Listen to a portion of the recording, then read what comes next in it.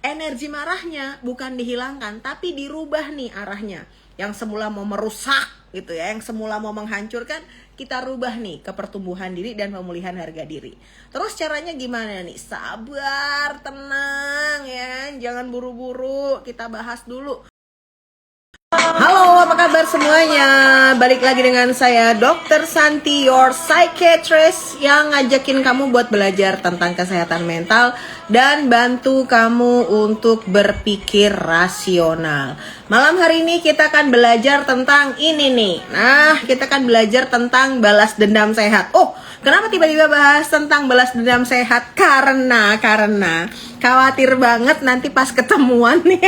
Aduh, lebaran ketemuan gitu ya. Wow, semua dendam nih mesti kita habiskan nih dok, mumpung ketemu ya. Bukannya maaf-maafan tapi balas dendam. Wes, jangan dong ya. Kita malam hari ini belajar buat balas dendam secara sehat. Buat siapa? Buat kamu sendiri tentunya. Jadi kita akan mempelajari kenapa perlu balas dendam, kan gitu.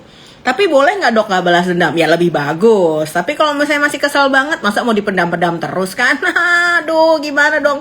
Nggak bisa selalu bersabar dan menerima. Tentunya emosi perlu dilimpahkan, perlu juga dilepaskan. Oke, selamat malam teman-teman semua yang sudah bergabung. Malam hari ini kita akan bahas tentang balas dendam dengan sehat. Seperti biasa, karena ini live di hari Selasa, disclaimer dulu supaya nggak salah paham. Karena ternyata masih banyak salah paham dan protes gitu ya. Jadi pembicaraan di malam hari ini modelnya adalah edutainment. Jadi edukasi yang dikemas dalam bentuk entertainment. Jadi lucu-lucuan, seru-seruan supaya message-nya tersampaikan dengan baik kepada teman-teman. Jadi nggak bisa tuh pertanyaan-pertanyaan yang dilemparkan tuh kayak seperti pertanyaan konsultasi yang kemudian dianggap seperti jawaban-jawaban resmi. Jadi kalau teman-teman ingin dapat konsultasi resmi, tolong bertemu aku di rumah sakit atau misalnya di klinik atau juga tentunya di telekonsultasi gitu ya. Jadi supaya teman-teman nggak salah paham, dokternya ngeselin nih, dokternya nggak empati nih, ditanyain beneran jawabannya ngeselin gitu. Nah gimana cara nanya? Silahkan masukkan pertanyaan di question bubble. Masukin pertanyaan di question bubble supaya nanti ketika kita sudah masuk ke sesi Q&A, teman-teman pertanyaannya bisa dibaca bareng-bareng. Pertanyaannya bisa dibaca bareng-bareng. Oke, baiklah, without further ado kita akan bahas dari sini. Kenapa sih dok balas dendam itu diperlukan? Ya tentunya nggak semua orang bisa melepaskan. Tentunya nggak semua orang bisa begitu saja memaafkan bunyinya gitu ya. Kesel, dendam manusiawi banget dong ya. Kan nggak semua orang bisa kemudian berhati besar dan segala macam gitu. Tapi tentunya jangan sampai balas dendam yang kita lakukan itu kemudian akan berakibat menjadi sesuatu yang merugikan kita sendiri. So malam hari ini kita akan belajar tentang balas dendam sehat. Gimana tuh mengubah energi kemarahanmu menjadi pertumbuhan diri dan pemulihan harga diri. Jadi prinsipnya itu, harga diri tetap harus pulih ya. Jangan sampai kagak kan gitu. Tapi marahnya juga boleh dong dikeluarkan. Energi marahnya bukan dihilangkan, tapi dirubah nih arahnya. Yang semula mau merusak gitu ya, yang semula mau menghancurkan, kita rubah nih ke pertumbuhan diri dan pemulihan harga diri. Terus caranya gimana nih? Sabar, tenang ya, jangan buru-buru. Kita bahas dulu pakai bahasa-bahasa keren. Dang. Biar kelihatan gimana dikit gitu ya. Jadi bahasa kerennya adalah constructive revenge, transformational revenge. Tadi buka puasa pakai apa? Pakai roti ya, jadi bisa ngomong bahasa Inggris ya. Jadi constructive revenge dan transformational revenge. Kenapa tuh begitu? Tentunya orang ketika mengalami suatu peristiwa, nggak ada dong yang nggak kesel, nggak ada dong yang nggak marah kan gitu. Nah ini tuh pasti akan menyebabkan terjadinya keinginan membalas dendam. Halo Dokter Yani, selamat malam. Nah di mana sih letaknya rasa pingin balas dendam itu? Itu tuh di area amigdala. Jadi ketika kita mengalami suatu peristiwa menyakitkan, menjengkelkan, mengemosikan, mengeselkan, pokoknya semua hal yang memunculkan perasaan gak nyaman, itu akan men-trigger area amigdala. Membuat si amigdala ini mencerna, hey ada ancaman nih, hey ada sesuatu yang bikin kita gak nyaman nih gitu. Sehingga akhirnya amigdala memunculkan sinyal gitu. Dan inilah yang men-trigger rasa gak nyaman di tubuh. Jadi emosi itu gak sekedar cuman kesel aja ya, kemudian marah emosi, tapi tubuh itu mencerna itu. Adrenalin dikeluarin, kortisol dikeluarin gitu ya.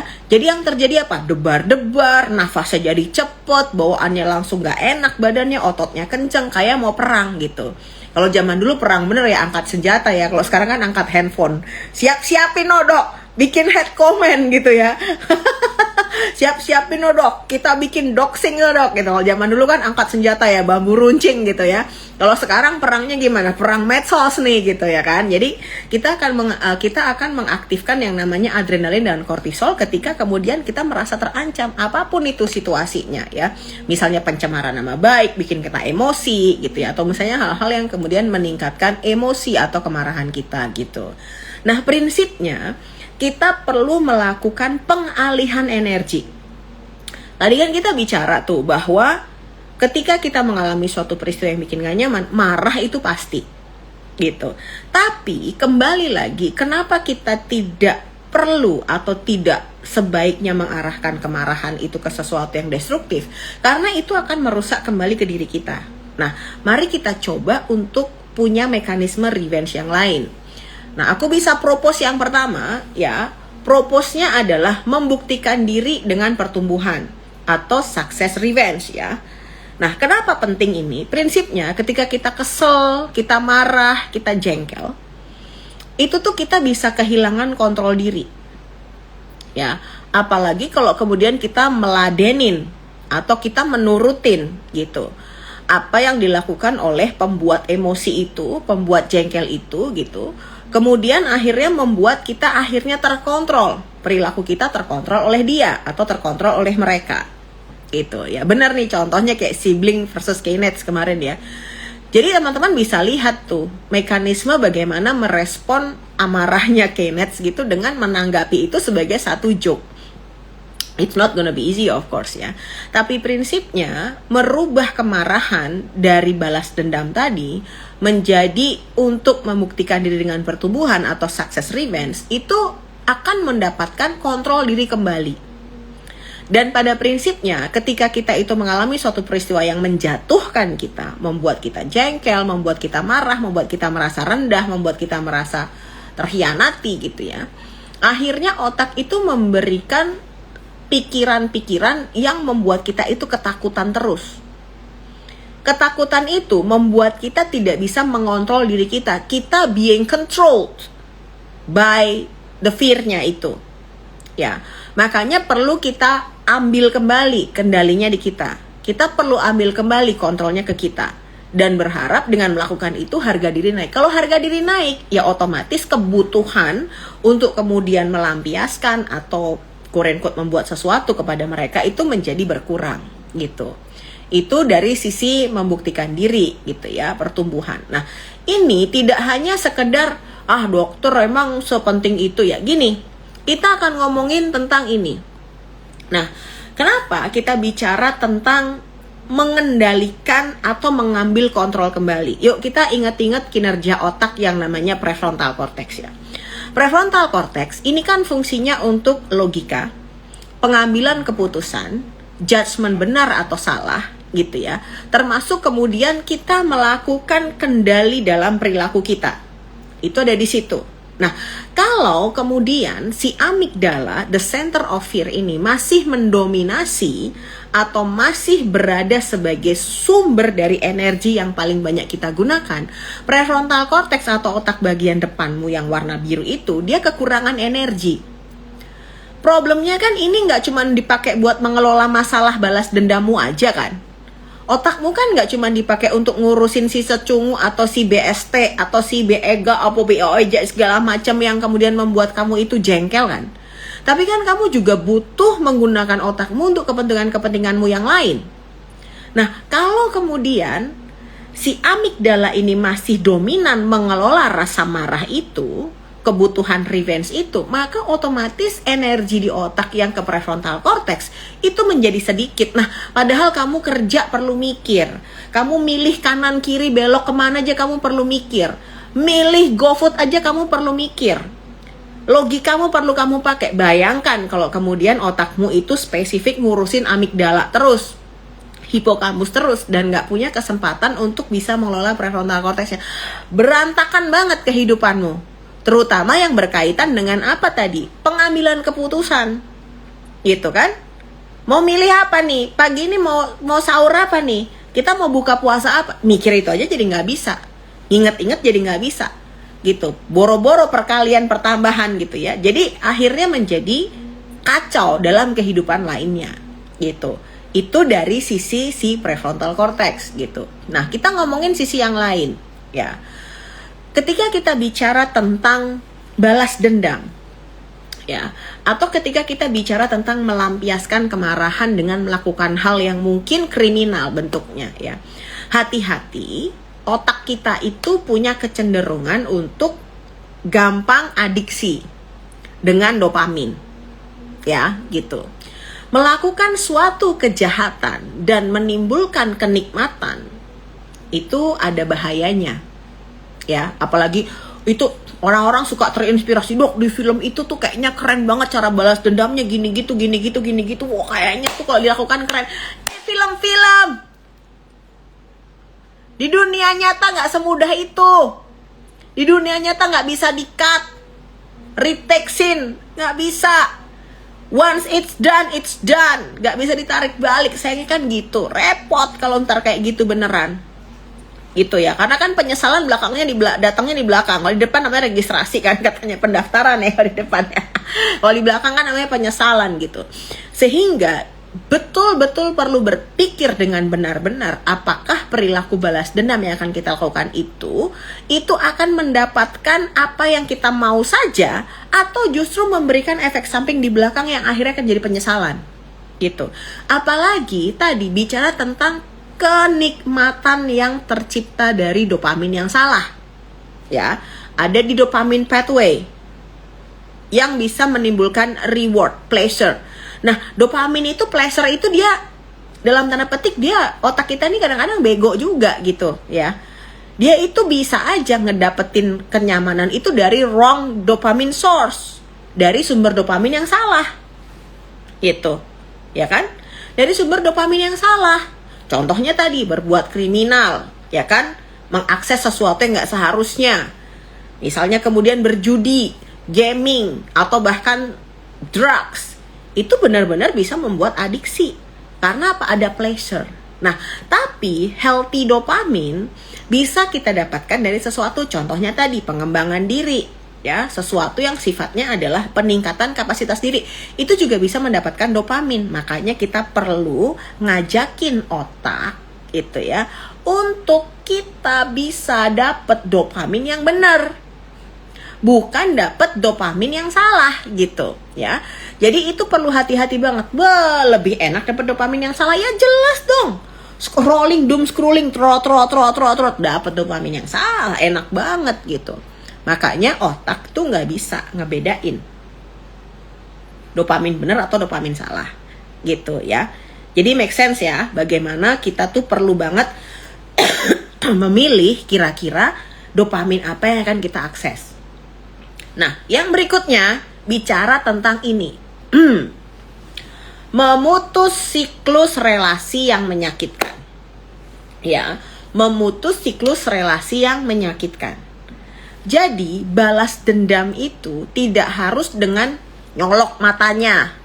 Ya kan? Gitu, narik lidahnya keluar gitu, terus ditetesin pakai cabai bubuk gitu ya. Terus langsung dia kepedesan, enggak gitu, kasar mah, colok mata, lidahnya ditaruh, dikasih cabai gitu ya, serem banget. Jadi revenge itu tidak selalu dengan do something ya, dengan mecet lah, dengan apalah gitu ya. Jadi memutus siklus pernah mikir memutus siklus relasi yang menyakitkan, tidak lagi memberi akses kepada orang yang menyakiti kita, itu tuh bagian dari healthy revenge.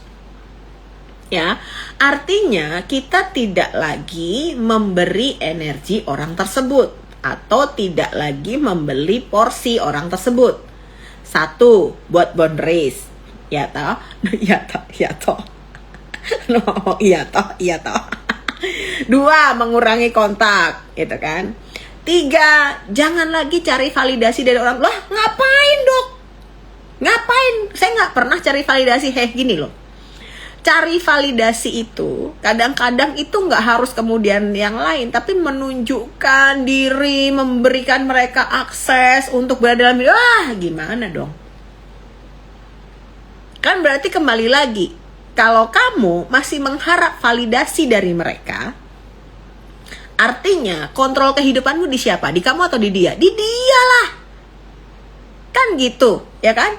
Jadi, kalau misalnya kamu kemudian, lihat aja nih dok, kalau kayak gini, saya mau beli nih Lamborghini terbang. Jangan beli Lamborghini, men. Kenapa gak beli? Jangan beli mobil Lamborghini. Bisa masuk gak bisa keluar. Tuh kalau mau keluar tuh mesti merayap loh tuh Lamborghini ya. Aduh, emang bisa beli? Nggak bisa kan? Jadi misalnya nih, mau beli sesuatu gitu ya, mau beli sesuatu gitu, terus kamu mau pamerin ke orang ini dalam rangka balas dendam. Kita kasih lihat dok, ya. Dia kemarin kata-katain saya tuh, katanya tas saya tuh KW, katanya gini-gini. Saya mau beli tas yang asli, saya mau beli yang harganya 150 JT, saya mau beli harga yang 1 miliar, saya pakai nanti pas arisan. Berangkat nih arisan. Cip cup cap, cip cup cip, bawa tuh tasnya. Terus nggak dikomentarin tuh. Terus nggak dapet respon seperti yang kamu mau. Drop. Artinya kontrolnya masih di sono lagi, men. Kan kamu ngarepin divalidasi sama orang itu. Kan kamu ngarepin dia komentar atau kamu bahkan mungkin nggak ngarepin dia komentar bagus ya, kamu ngarepin dia bete sama kamu, dia ngarepin dia jengkel sama kamu, dia ngarepin dia kemudian kelihatan tersinggung sama perilakumu, dan dia nggak sama sekali. Coba kamu udah jual 1 ginjalmu buat beli tas itu dan kemudian gak ada reaksi apa. Oh my god, no way, jangan sampai terjadi.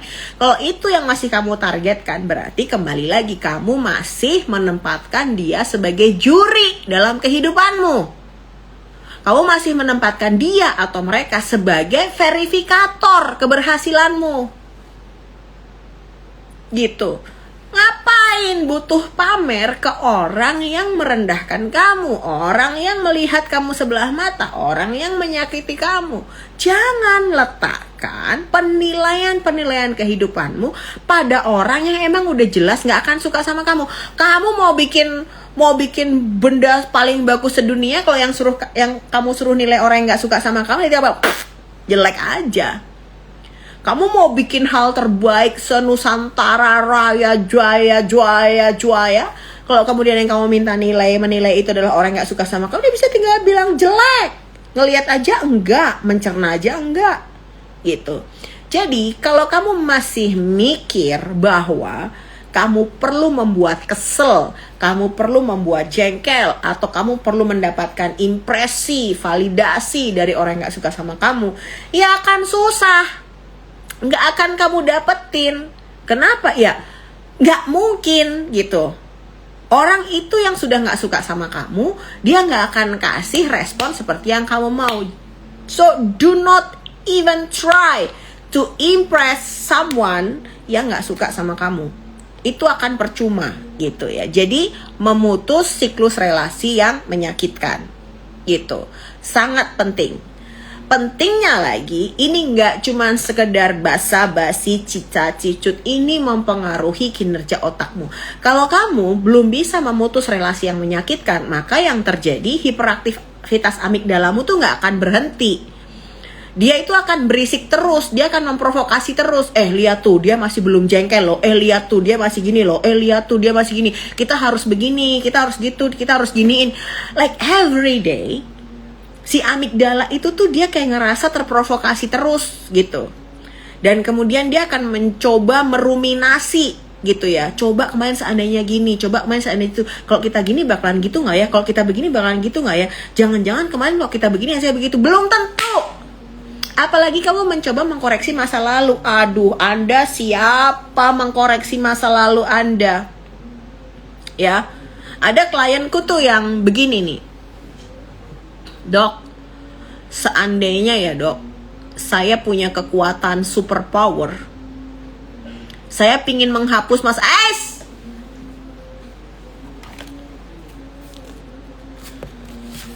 seandainya saya punya kekuatan superpower ya dok, saya mau ulangin waktu luar. Realitanya tuh nggak ada itu. Jangan hidup di dunia fantasi. Lagu-lagu if we can turn back time, nggak ada. Seandainya saya punya super, lu nggak punya. Seandainya waktu bisa, nggak ada waktu berputar kembali. Jangan bikin capek dirimu sendiri dengan seandainya. Seandainya saya secantik Jennifer Lopez ya.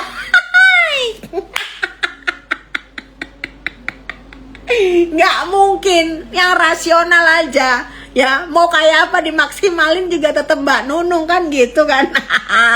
Pengen jadi Jennifer Lopez ya, Oki Jelly Drink yang bener tuh. Hidup tuh ngerti realitanya kayak apa. Ngimpi ya jangan ketinggian. Loh dok, tapi kata-kata letakkanlah mimpimu setinggi langit. Ya bener, kalau harapan ya, tapi ya mikir juga lah, rasional gitu. Hidupnya tuh sekarang kayak apa, beneran bisa? Emang mungkin dikoreksi masa lalunya gitu loh. Berarti dokter Santi kita nggak boleh bahas masa lalu. Lo boleh.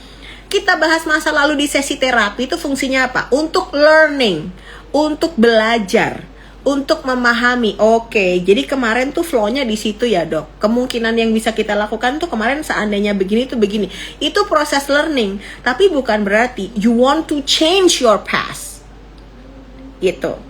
Karena merubah masa lalu nggak mungkin. Yang bisa kita lakukan adalah hari ini kita kan seperti apa. Dealing with the side effect, dealing with the kerusakan yang mungkin terjadi gitu. Itu yang kita lakukan sekarang gitu ya, supaya hidupnya itu at the present moment gitu. Karena kalau enggak ruminasinya nggak bisa berhenti. Ya nggak sih?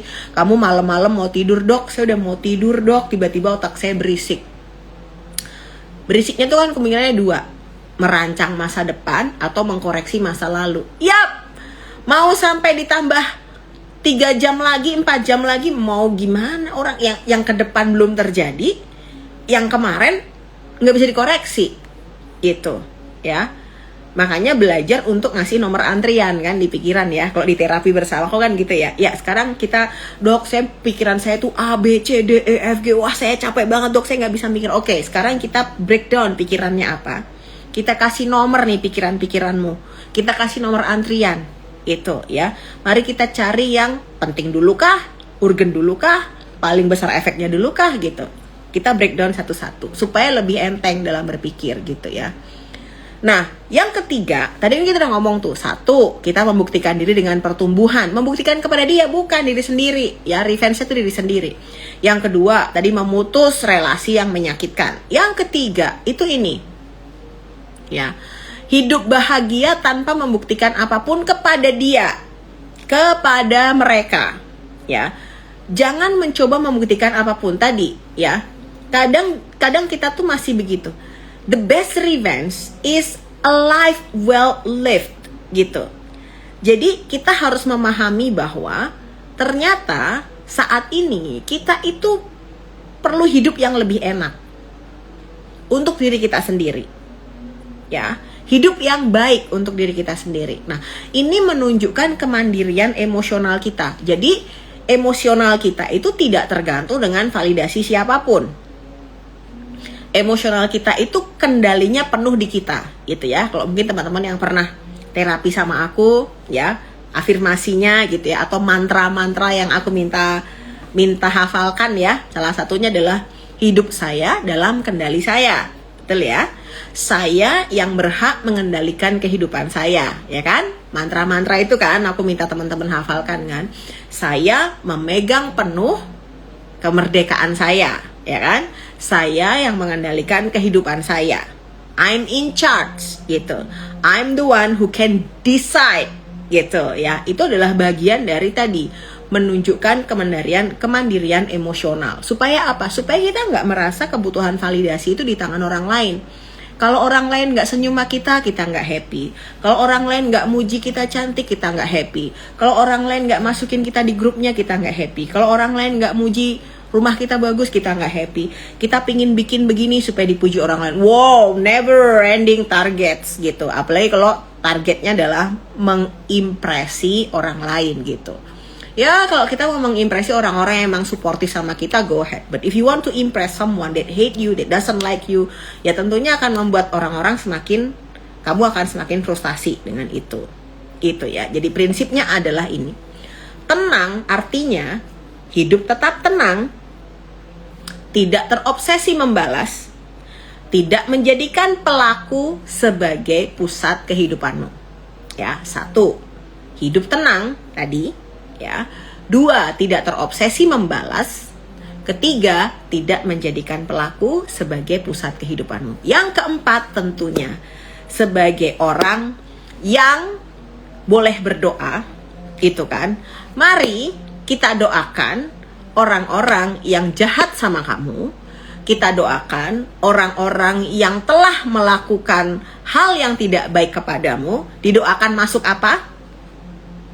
Kalau ada orang yang nyakitin kamu, kira-kira doamu akan seperti apa? Kita doakan supaya mereka, boleh ditulis di kolom komen, untuk orang-orang yang pernah jahat sama kamu, untuk orang-orang yang pernah menyakitimu, untuk orang-orang yang pernah berbuat tidak baik padamu, kita doakan supaya mereka masuk neraka.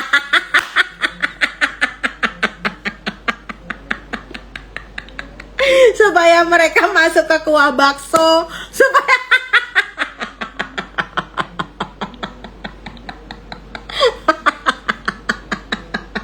jujur boleh ya, masukkan ke neraka.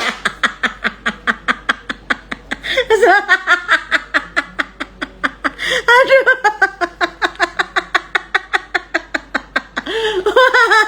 Keluarkan semua unek-unek kalian, keluarkan semua unek-unek kalian, masukkan got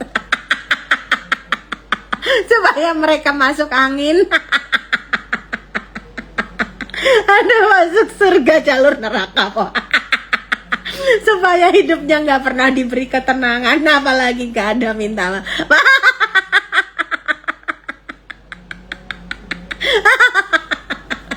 Keluarkan semua unek-unek kalian di malam hari ini. Keluarkanlah rasa-rasa dendam itu, Kisana. Kan puasa-puasa nggak boleh bohong. Lah ini puasa nggak boleh bohong, tapi boleh doain masuk neraka. Keluarin unek-uneknya, keluarin. Ngomong-ngomong neraka tuh ada kelas-kelasnya, mereka pilihin neraka kelas festival yang berdiri nggak ada tempat duduknya. Ngawur banget.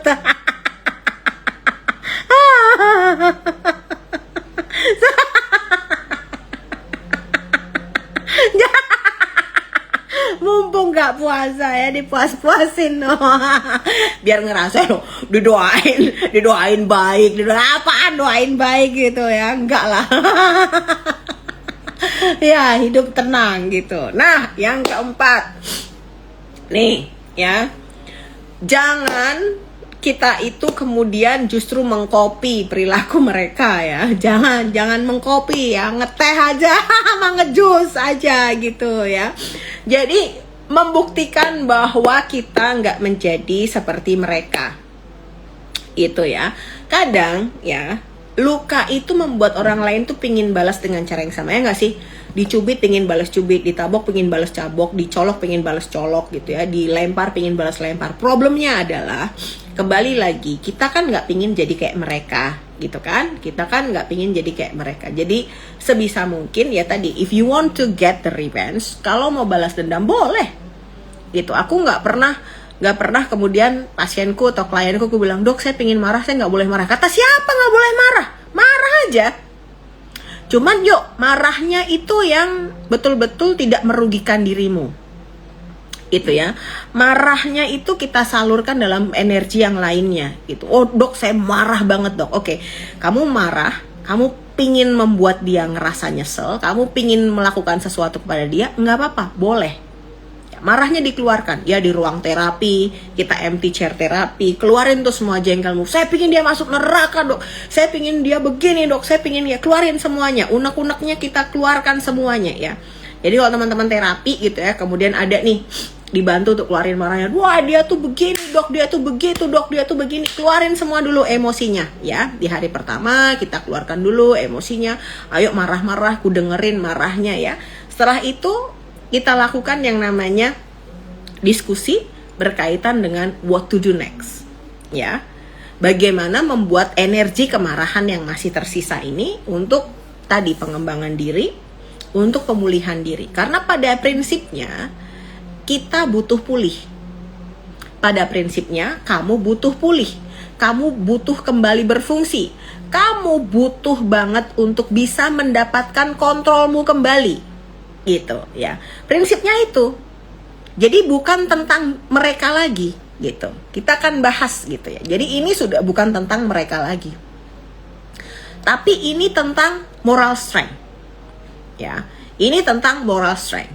Bagaimana balas dendam ini tetap menjaga integritas dirimu, tidak mengkorak moralmu gitu ya, dan tidak meniru perilaku buruk yang melukai kita. Kembali lagi, jangan sampai si amigdala itu mendominasi dan sehingga prefrontal korteksmu nggak bisa kerja, kamu nggak bisa logika.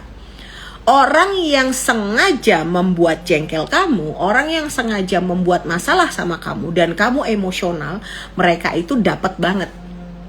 Yeay, berhasil bikin Santi emosi. Yeay, berhasil bikin Santi bereaksi marah-marah eksplosif. Aku di framing deh, udah. Tuh bener kan? Yang toksik tuh Santi. Lihat aja dia marah-marah, bikin masalah, ngeselin, teriak-teriak, emosional tuh. Kita kalau kena kayak gitu, kita gampang banget di framing untuk menjadi si penjahat. Ya gak sih?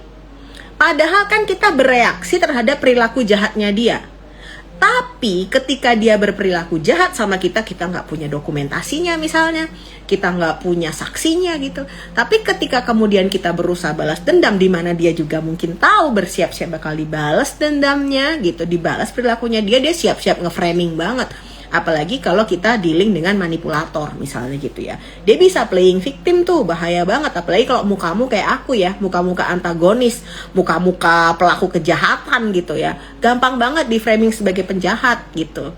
Ya kan, repot kalau nanti begitu. Bener nggak? Nah bener kan, banyak yang relate kan. Nanti bisa playing victim, makanya hati-hati. Kita harus balas dendam dengan cerdas gitu ya. Jadi begini, kalau tadi banyak yang nanya, lah dok gak bisa lah dok, saya pokoknya harus balas dendam, saya gak mau menekan kemarahan. Kata siapa? Yang nyuruh kamu nekan marah siapa? Ada gak tadi kata-kataku? Gak boleh marah. Kan dari tadi aku bilang, ayo kita marah, tapi marahnya tuh ayo kita kendaliin gitu ya. Nggak ada yang ngatain, ya nggak mau lah dok, dokter Santi mah belum pernah ngalamin apa yang saya alamin. Dokter Santi mah nggak di posisi saya, coba dokter di posisi saya. Nggak segampang itu ngebicit, jangan balas dendam, jangan marah-marah, jangan. Yang ngatain kamu suruh nggak marah-marah siapa? Dari tadi aku bilang juga boleh marah kok. Bilang dokter Santi nggak boleh marah, nggak boleh. Yang ngatain kamu nggak boleh marah siapa dari tadi? Orangku bilang gak apa-apa marah, cuman marahnya kita kendaliin. Yang bilang kamu gak boleh balas dendam siapa? Orang hari ini pelajarannya tentang masalah balas dendam yang sehat gitu. Jadi pahami, balas dendam yang sehat bukan menekan kemarahan, tapi marahmu itu perlu diproses. Ya, satu, bicara dengan orang yang aman. Koman, ya belum tentu. Ya, bukan berarti harus ke polisi gitu. Ngawur banget ide ya. Berbicara dengan orang yang aman. Aman tuh artinya kamu percaya gitu ya. Damkar, lapor damkar ya. Gitu.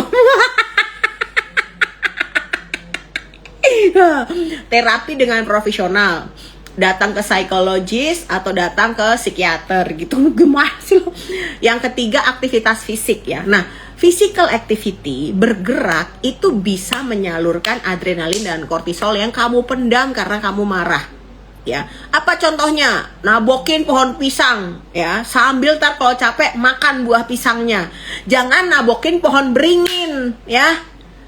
Kalau mau nabokin, pilih tabokin pohon pisang ya, tabokin pohon mangga kesel-keselnya. Lumayan capek-capek sambil makan mangga. Tabokin tuh pohon rambutan sambil makan rambutan gitu. Jangan nabokin pohon durian, hati-hati kalau kejatuhan durian.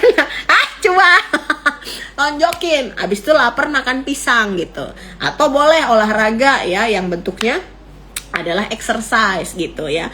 Jadi hati-hati, jangan sampai kemudian teman-teman tuh merugikan kondisi dan kesehatannya teman sendiri. Ya teman sendiri, kamu sendiri. Jadi hati-hati. Nabokin pohon bayam.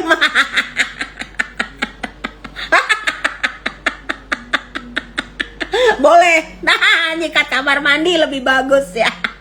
Kamar mandi sendiri, jangan kamar mandi tetangga ya. Jangan nabokin pohon bayam, nabokin ya. Pohon ini, pohon cabe sekalian ya kan gitu. Wah, habis nabokin pohon cabe, cabenya tuh dimakan. Bah, makin emosi. Nabokin pohon toge ya. Boleh gitu ya. Silahkan teman-teman mencoba untuk mencari aktivitas fisik yang bisa membantu mengeluarkan emosinya gitu. Kembali lagi, dok saya nggak mau lah dok terapi. Ngapain terapi? Cuman buat suruh ngendaliin marah. Nggak suruh ngendaliin marah ya. Tujuan terapi itu bukan mematikan kemarahanmu ya, tapi mengubahnya menjadi kekuatan untuk memulihkan diri. Yang aku bantu adalah kamu tuh pulih gitu ya, supaya kendali pikiranmu, perilakumu, perasaanmu itu sudah nggak di dia lagi, tapi di kamu sendiri. To get the control back to you. Ada lagunya. To get the control back to you. Bukan itu ya lagunya? Nggak tahu lah, lupa. Kayak gitu ya. Jadi prinsipnya adalah bukan mematikan kemarahan, mengubah menjadi kekuatan untuk memulihkan diri gitu ya. Jangan salah. Enggak dok, terapinya nanti disuruh memaafkan. Kata siapa?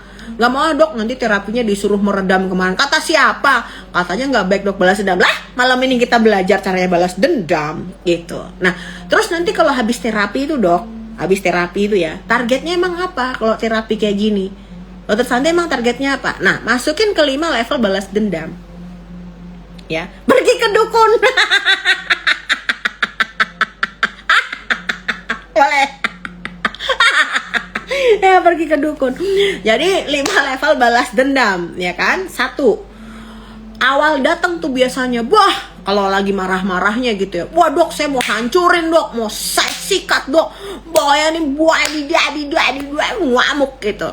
Nanti mulai nih, wah saya mau buktiin sama dia ya, lihat aja nih, wah saya mau pamerin kekayaan saya mau pamerin kesuksesan saya mau pamerin gitu. Nanti berikutnya mulai nih masuknya ke, udah deh dok saya pingin bebas aja deh gitu, gak pingin kepikiran itu lagi. Nah masuk stage-nya, saya pingin damai. Stage terbaik balas dendam adalah gak peduli lagi gitu. Jadi menjadi tidak peduli lagi itu justru bagian dari pulih gitu ya. Jadi teman-teman perlu memahami, aku ada di level mana nih saat ini. Masih ingin menghancurkan, masih ingin membuktikan, masih ingin bebas, masih ingin damai, atau sudah tidak lagi peduli. Kalau ingin bebas tuh bukan masih, sudah ya. Masih ingin menghancurkan, masih ingin membuktikan, sudah ingin bebas, sudah ingin damai, atau sudah tidak peduli lagi. Kalau sudah tidak peduli, bagus kan cua? Bagus adalah temannya Pak Agus. Bu Agus adalah temannya Pak Agus gitu. Jadi level sampai di tidak peduli itu adalah bagus gitu ya. Jadi seperti itu level-level ketika teman-teman belajar how to get healthy revenge. Healthy revenge itu masuk ke dalam level tidak peduli ya. Levelnya mengubah kemarahan menjadi aktualisasi diri, pengembangan diri untuk mendapatkan kembali kontrol kehidupanmu sendiri gitu ya. Ditutup dengan quote, wadah, the best revenge is showing them that life is better after they're gone.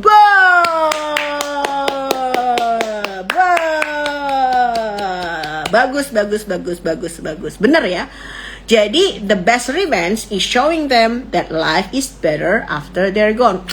Pilihan yang bagus quote hari ini. Terima kasih. Saya beri nilai 8 dari 100 ya. Rendah banget kan berarti ya.